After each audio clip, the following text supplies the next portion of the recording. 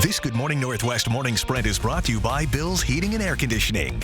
It's now 6:53, time to get you ready to take on your Thursday with the Morning Sprint. And Donald Trump expected in court today on charges of plotting to overturn his 2020 election defeat. Sydney Charles has the details. Mark has your forecast on another hot and hazy day ahead. But first, a fire broke out on West Anderson and South Cheney roads. That fire sparked yesterday afternoon and quickly grew. We just learned from the Department of Natural Resources that fire grew to about 38 acres. Crews have been working all through the night to try to put this fire out. Progression did stop yesterday evening, but now crews are working to get a line around the fire. Evacuation orders did drop from level 3 to level 2 last night. That means people who had to evacuate could come back into their homes. Our Allison Martinez was there earlier this morning. Crews are still there along with the thick smoke surrounding that area. For more updates on this fire, you can visit our website, KXLY.com. And fire crews have downgraded the evacuation levels for the West Howlett fire. That fire burned nearly 200 acres south of Spokane. Even though evacuation orders have been lowered, fire officials urged you in that neighborhood to remain cautious as cleanup efforts continue. All right, some breaking news out of Okanagan this morning. An unidentified substance sent to the auditor's office led to the emergency closure of the courthouse yesterday afternoon. The sheriff's office evacuated the entire building and are now conducting an investigation. While that's happening, the courthouse will be closed, including the offices of the assessor, auditor, clerks, and treasurer. Good morning, everyone. In our First Alert Weather and that First Alert Weather app with the changes coming this weekend, it'd be perfect to download and get the latest version today. 59 currently into Coeur d'Alene. We're sitting at 63. We got sunshine, but we do have the haze. We're going to hold on to that through the day. We're going to heat up to 92 degrees. We're going to have 94 into the Tri-Cities heading south. Oh, the Palouse is going to be low 90s, but the LC Valley is going to be in the low 100s. We're going to be in the mid 80s noon, and we're going to have a high today of 92 degrees.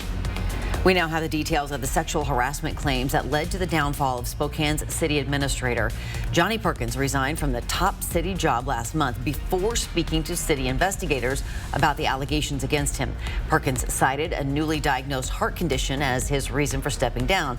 But shortly after, Mayor Nadine Woodward said a city investigation proved sexual misconduct.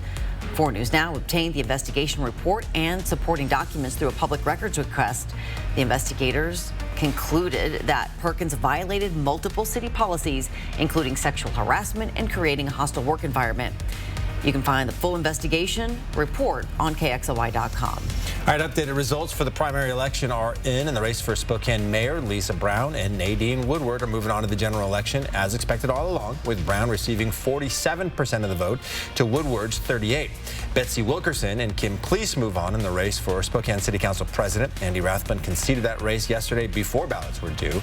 Wilkerson earned nearly 5,000 more votes than Cleese. For all the results in the primary election, head to KXLY.com/forthepeople or look under the elections tab.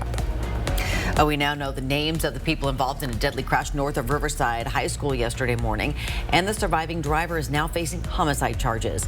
Washington State Patrol and the Department of Transportation closed Highway 2 at Bailey Road for several hours because of the crash. According to WSP, a minivan driven by 43-year-old Paul Ainsworth of Newport crashed into the back of a pickup truck driven by 33-year-old Rebecca Powelson of Reardon, causing it to roll. Powelson was killed.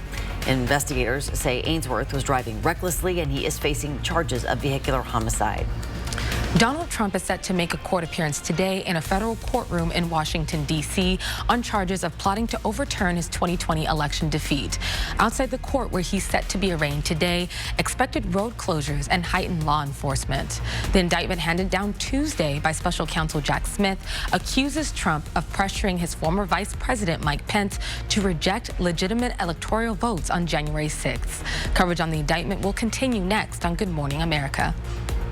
A SWAT standoff last night in Spokane Valley ended with a man in custody. That standoff caused a shelter-in-place order for people living on East Boone Avenue just west of Barker last night. Deputies say they got a call from a neighbor who heard screaming from another apartment. When deputies knocked on the door of that apartment, they say a man answered it armed with a gun and then slammed the door. Deputies took the man into custody just before 11 o'clock last night. He's now in the Spokane County Jail and will face a judge today. Tomorrow, you can enjoy the beauty of U.S. national parks for free. The National Park Service is waiving entrance fees at all of its sites in celebration of the 3rd anniversary of the Great American Outdoors Act. Go enjoy them. We'll be back with the final check of your forecast with Mark Peterson coming up for you right after this quick commercial break.